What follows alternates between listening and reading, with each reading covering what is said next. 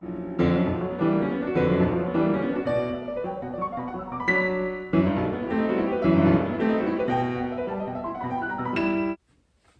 whatever time of day it is for you, YouTube.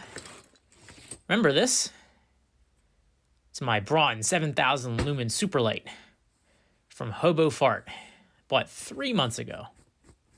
You might notice a suspicious lack of abuse marks, and that's because I got the chance to use my replacement plan, joy of joys. We had a hell of a December, something like 8 inches of rain and some serious wind.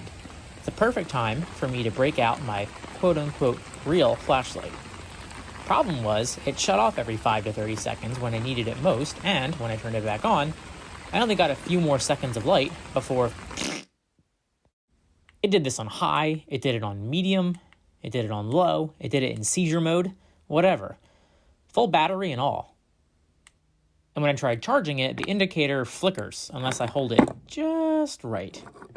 It's like we're back in the days of micro USB. Then there's the big issue.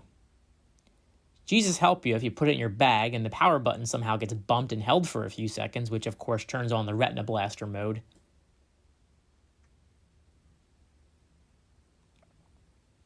That ain't steam. It's melting the polyester or nylon or whatever scientific abomination of nature this old coat's made out of. Both new and old lights do this. LED flashlights get hot. It says so right there. Me read good, me no dumb, but me no expect flashlight to set coat on fire. That's right. Much like high-performance PCs, the limiting factor with flashlight brightness is keeping the damn thing cool. It's an engineering challenge and a safety requirement. Some superlights use fans, and some use proximity sensors to dim the light when it senses an object near the lens. And the Braun here, well, those features cost money, and let's just say in addition to being built on a budget, the Braun also doubles as a fire starter. I have never complained about lack of power from my Harbor Freight anything. My $25 Sawzall will cut through a frozen mammoth turd and smoke like a high-mileage BMW while vibrating my fillings out of my teeth. But it never dies. My Predator 212 engines have nearly catapulted me to an early grave on every machine I've ever installed them on. And this looks like more of the same. There's just too much power for the cooling capabilities of the heatsink and the fins. They need to detune the driver circuit and sacrifice some lumens. The basic frame is the same as the outgoing 5000 lumen quantum flashlight.